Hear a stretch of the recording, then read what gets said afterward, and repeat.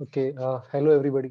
तो काफ़ी टाइम से कोई वीडियो अपलोड नहीं हुआ था और आज 10th क्लास का मैथ्स का बोर्ड एग्जाम था। तो इस वीडियो के अंदर हम बेसिकली जो भी क्वेश्चन स्टैंडर्ड मैथमेटिक्स के पेपर में आए हैं सीबीएसई के अंदर, और वही सारे क्वेश्चंस अपन देखने वाले हैं और देखेंगे कि कौन कौन से क्वेश्चंस किस लेवल के थे और किस तरह से इनको अटेम्प्ट किया जा सकता था।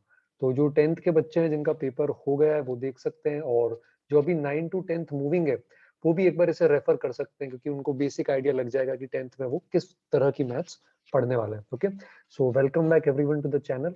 एंड अभी जो आप सामने स्क्रीन पे देख रहे हो ये स्क्रीनशॉट्स हैं उसी पेपर के, मैंने स्टूडेंट से लिए हैं और हम इसी से स्टार्ट करने वाले हैं ऑलरेडी।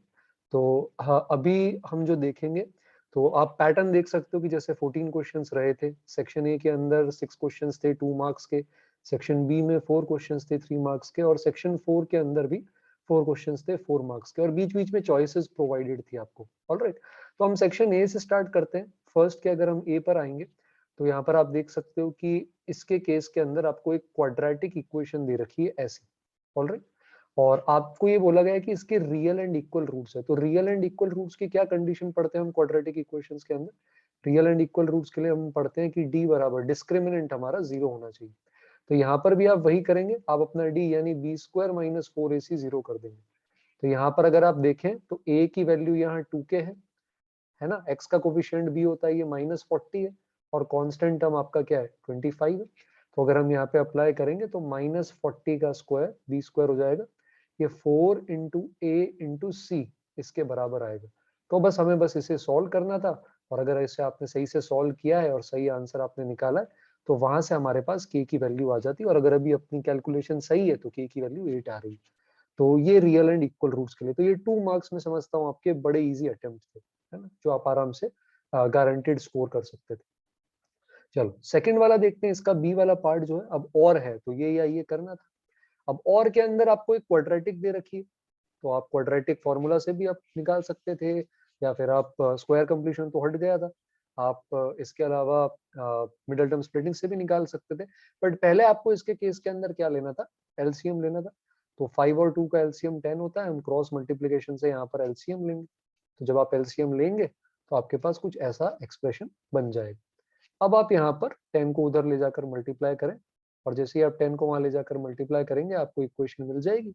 इसको अब हम एक तरफ ले आएंगे तो ये 25x square plus 20x minus का 6 इक्वल टू 0 हो गया। ठीक है, तो ये पेपर मैं अभी ये सॉल्व करते हुए देख रहा हूँ, मुझे आंसर्स पता नहीं, बट मेन आइडिया मेरा इसके आंसर्स निकालना नहीं है, मेन आइडिया हमारा कॉन्सेप्ट समझना है। ठीक है, तो आंसर्स पे फोकस ना करके प्रोसेस पे फोकस करेंगे हम। ऑलराइट, तो यहाँ पर अगर हम इसे देखें तो मिडल टर्म स्प्लिटिंग से आपका प्रोडक्ट माइनस का 150 आना चाहिए, जो कि 25 इंटू -6 होता है।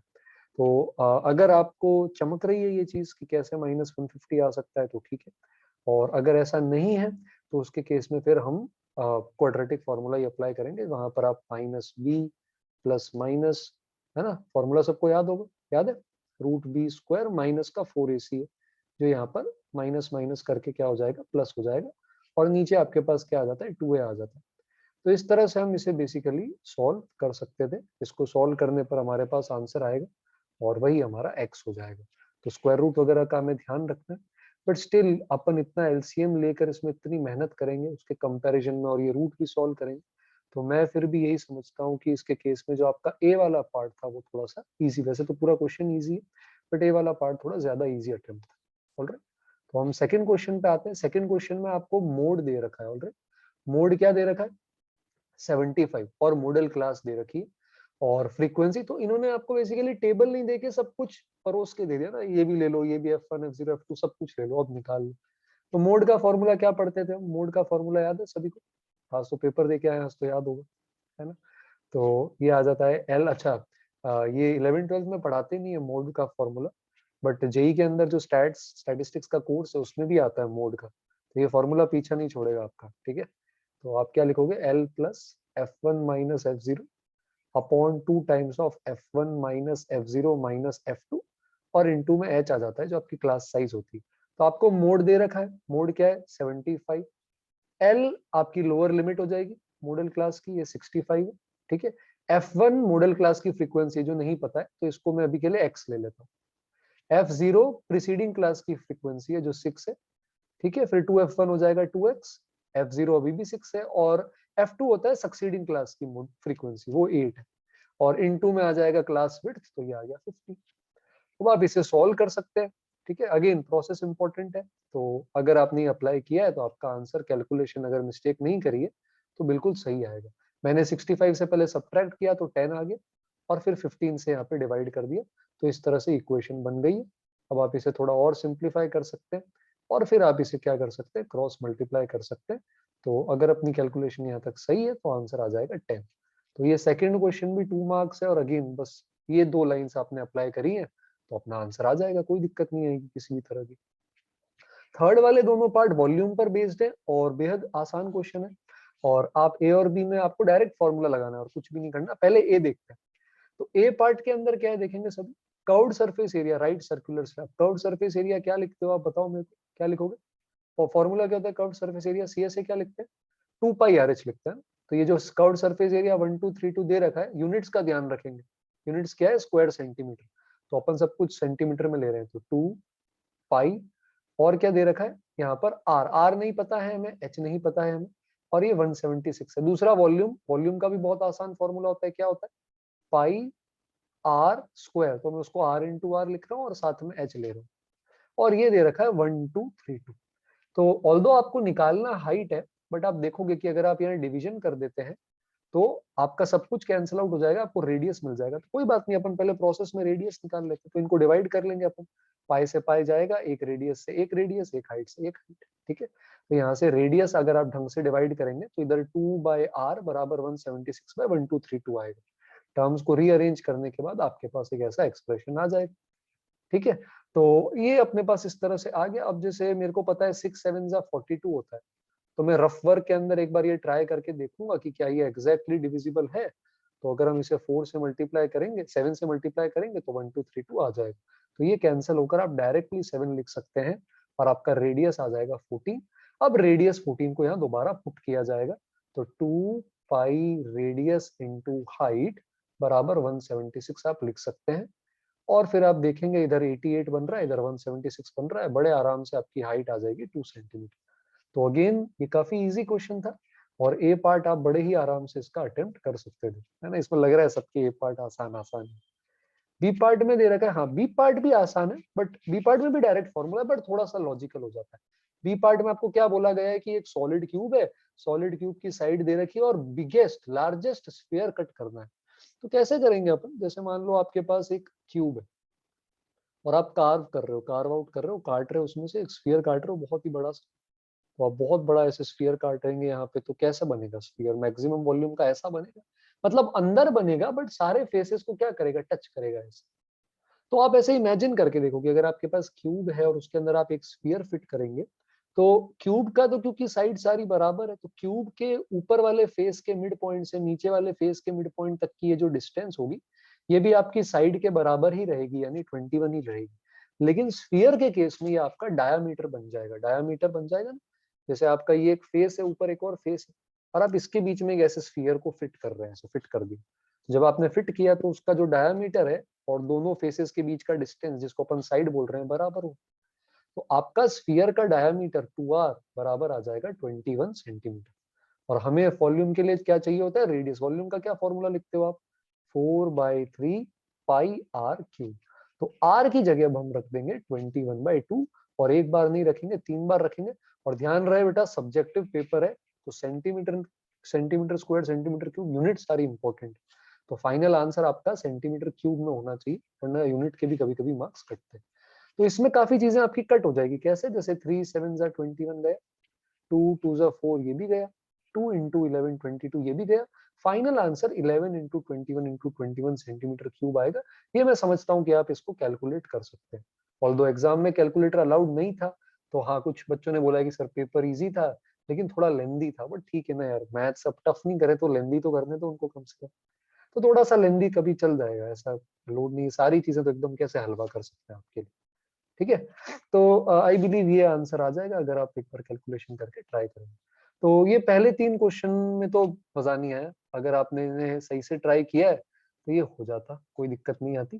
तो अगली इमेज लेते हैं और अपन इसको थोड़ा सा बड़ा करके जूम जूम करने की कोशिश करते हैं। तो इसको मैं एक बार ड्रैग कर लेता हूँ और फिर अपन एक बार इसको जूम कर लेंगे, ठीक। तो 1 मिनट। काफी टाइम बाद आज ऑनलाइन वीडियो बना है, और जब मैं सेट कर रहा था ऑनलाइन वीडियो तो पहले मुझे लगा कि मैं कहीं जूम और ये सारी चीजें भूल तो नहीं गया कैसे काम करते हैं, बट फिर फाइनली सब कुछ सेट हो गया। चलो, अच्छा ये दूसरी इमेज आ गई है। 1 मिनट, हमें चाहिए फोर्थ क्वेश्चन। ओके, तो अपन इसकी बात करते हैं। मैं इसको यहीं पे जूम कर देता हूँ एक, और अब इसको ड्रैग कर लेते हैं।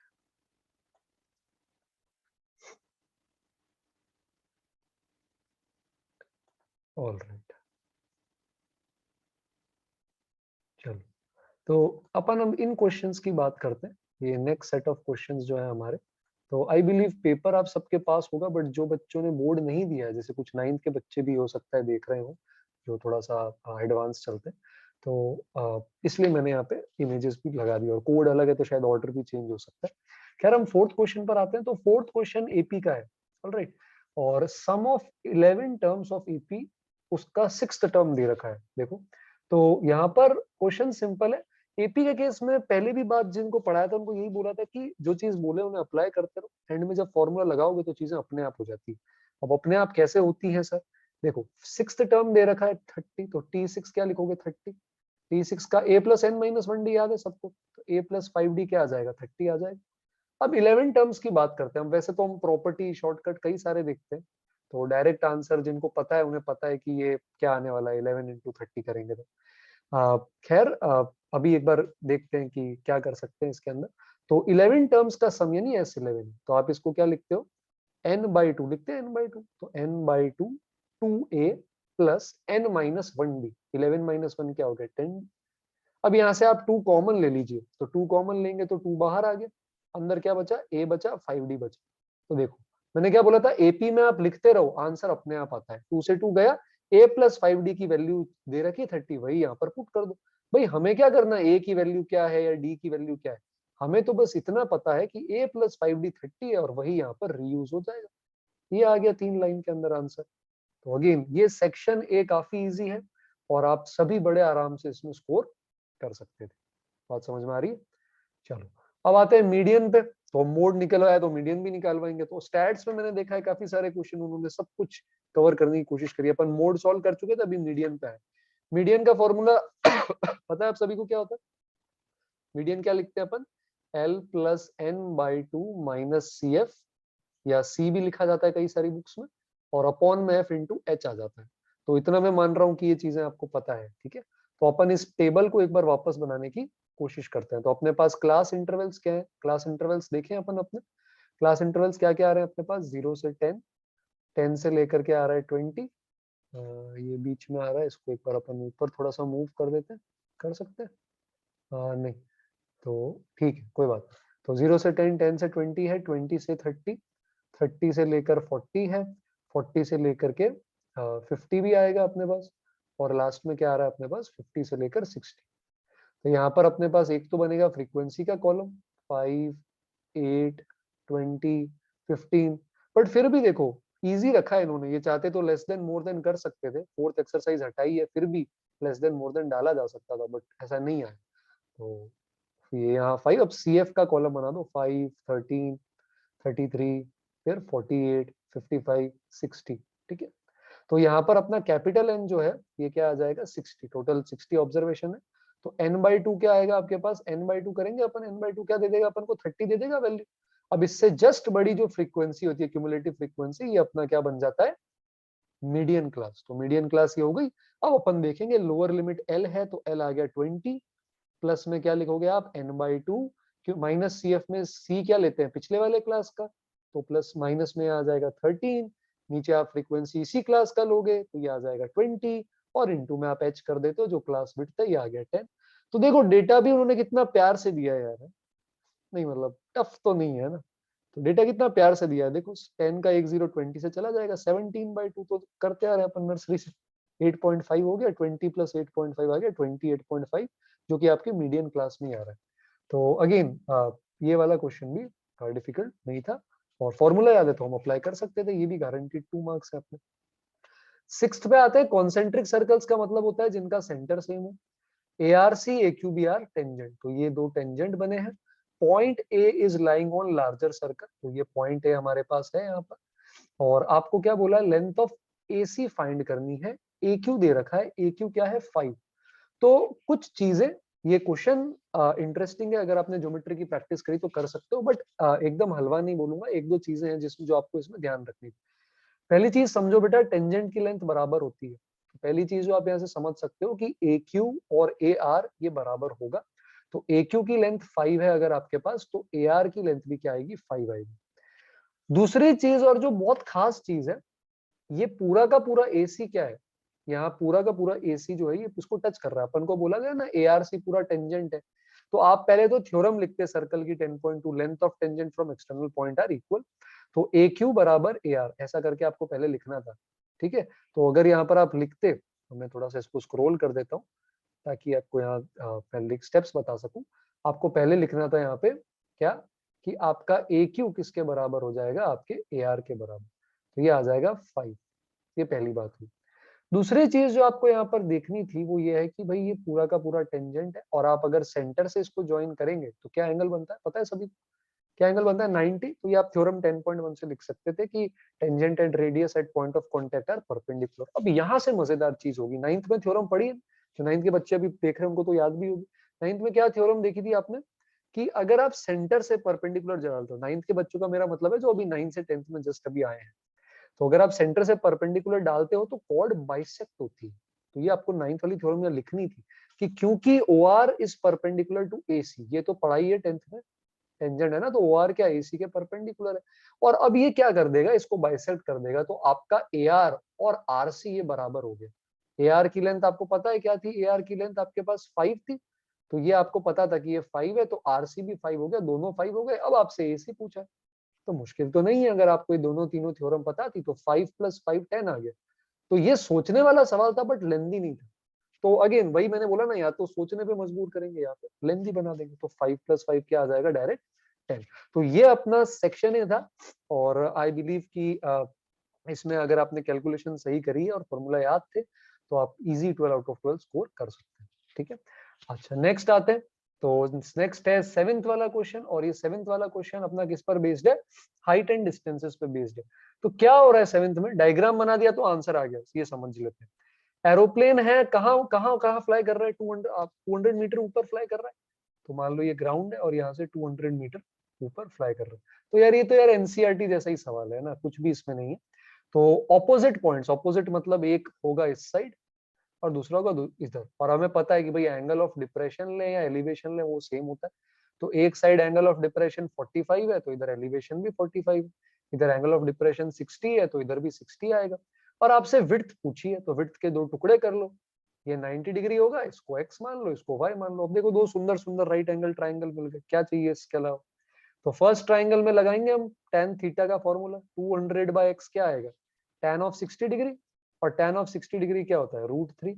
अब यहाँ देखो ये स्मार्ट है, इन्होंने √3 दिया है, तो अब आपको कैलकुलेट एंड तक करना पड़ेगा, अब √3 में नहीं छोड़ेंगे वरना मार्क्स कटेंगे। ठीक है, अगर इसी तरह दूसरा ट्राइंगल देखेंगे तो 200/y निकालेंगे, ये आपके पास क्या आएगा, tan ऑफ 45 आएगा, और इसकी वैल्यू क्या होती है, 1 होती है।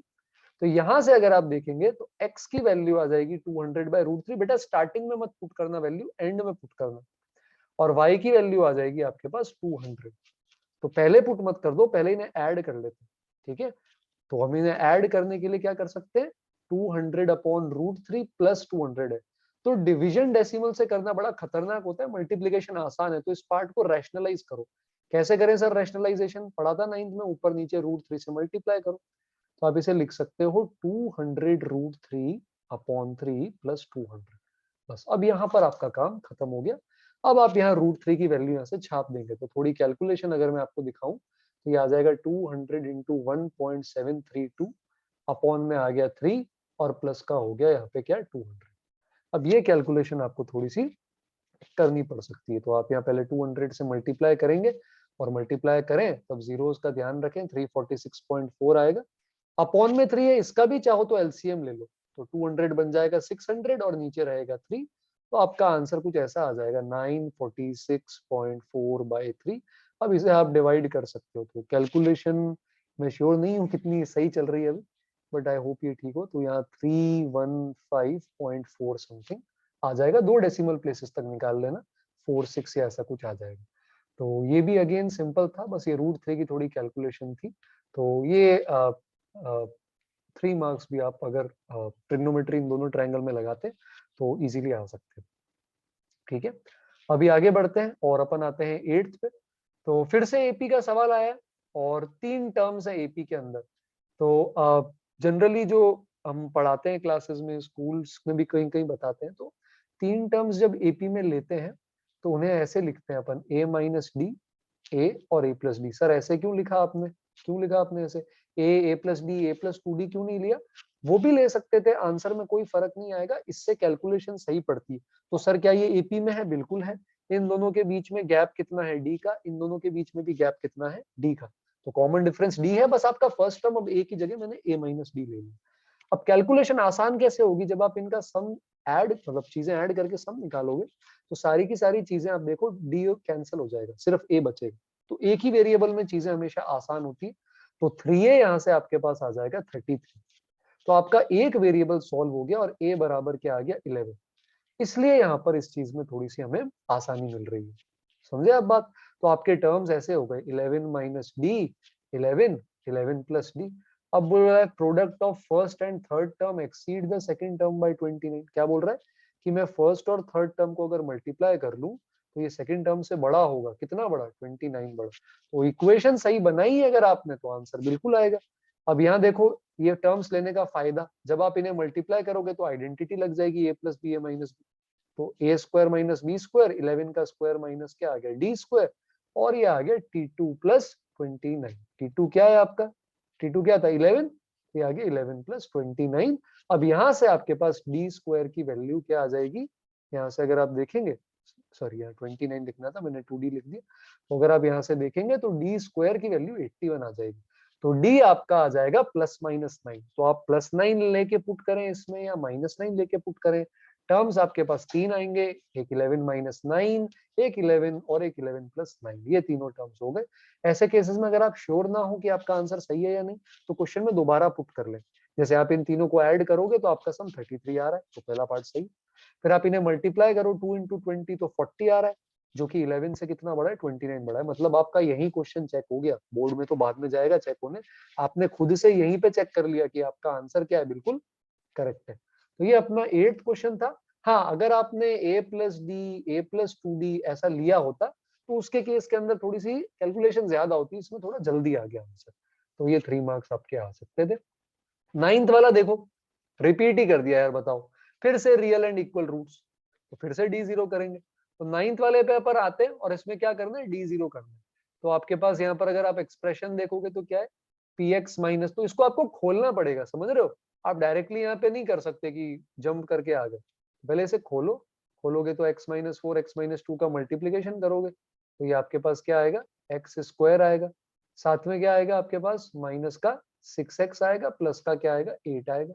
इसी तरह x माइनस 1 का स्क्वायर खोलेंगे तो यहाँ पे क्या आएगा? एक्स स्क्वायर आएगा, और क्या आएगा? माइनस का 2x आएगा, प्लस का 1 आएगा। तो इसको सॉल्व करते वक्त एक्स स्क्वायर की सारी चीजें कॉमन लो, एक्स की सारी चीजें कॉमन लो, कांस्टेंट चीजें सारी एक साथ लो।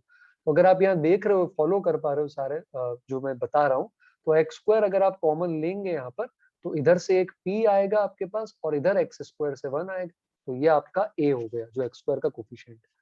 इधर से अगर आप x लेंगे तो यहाँ पर आपके पास क्या आ रहा है? माइनस का 6p आ रहा है, और इधर आपके पास माइनस का 2 आ रहा है, ये आपका b हो गया।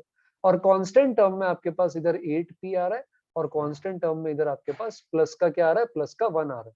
तो ये क्वाड्रेटिक इक्वेशन अब बनी है आपकी। ऊपर दी हुई इक्वेशन क्वाड्रेटिक थी, मगर ax square plus bx plus c में नहीं थी, जिसको हमने कन्वर्ट कर दिया। तो 3 नंबर का क्वेश्चन है तो एक स्टेप तो एक्स्ट्रा करवाएंगे, ये अपना एक्स्ट्रा स्टेप है जो यहाँ पे अपन को परफॉर्म करना था। अब क्योंकि रूट्स रियल होंगे, इक्वल होंगे, तो बी स्क्वायर अपन किसके बराबर कर देंगे? 4ac के। तो यहाँ से कैलकुलेट करते हैं, बी स्क्वायर बराबर 4ac। तो क्या आएगा आपके पास? -6p - 2 का होल स्क्वायर बराबर, हमको यहाँ लिखना लिखना मत भूलना कि क्यों कर रहे हैं, स्टेप्स के मार्क्स होते हैं, ठीक है। ये आ जाएगा 4ac। कैलकुलेशन आसान करनी है तो एक तो माइनस माइनस है, इनका होल स्क्वायर कर रहे हो, मैं -3 का करूं +3 का करूं सेम बात है। तो कंफ्यूजन हटाना है तो आप इसको प्लस भी ले सकते हो, ठीक है। तो एक अलग स्टेप में लिखना, उसी में मत लिख देना, वो बोलेंगे ये क्या हुआ। और 2 बाहर कॉमन ले लो, 2 बाहर निकालोगे तो होल स्क्वायर होके 4 बाहर आ जाएगा। तो ये 3p + 1 का होल स्क्वायर बनेगा। अब ये क्यों कॉमन लिया, ये आपको यहाँ पे पता चल रहा होगा क्यों लिया मैंने यहाँ पे, ताकि ये 4 क्या हो जाए, कैंसल आउट हो जाए। तो ये 4 से 4 क्या हो गया, कैंसल। अब अपन इस इक्वेशन को बड़े आराम से सॉल्व कर सकते हैं। a + b का होल स्क्वायर पढ़ते आ रहे हैं अपन बचपन से, तो इसको खोल दो यहाँ पे। इसी तरह सामने वाली जो इक्वेशन है, इसको भी आप क्या कर दोगे, यहाँ पर इस तरह से ओपन कर देंगे। यहाँ पर अपन ने इसको क्या कर दिया, ओपन कर दिया। तो यहाँ पर कुछ कैंसिल होंगी चीजें, जैसे 1 कैंसिल हो गया, बाकी कटेंगे। तो p² - 3p की वैल्यू क्या आ गई, 0। p अगर आप कॉमन लेंगे तो यहाँ 2 वैल्यू मिलेगी, है ना।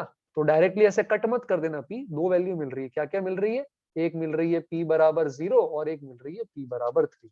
तो अगेन कई बच्चे 0 लेना भूल जाते हैं, तो यहाँ पर p = 0, p = 3, ये 2 वैल्यूज मिल रही हैं।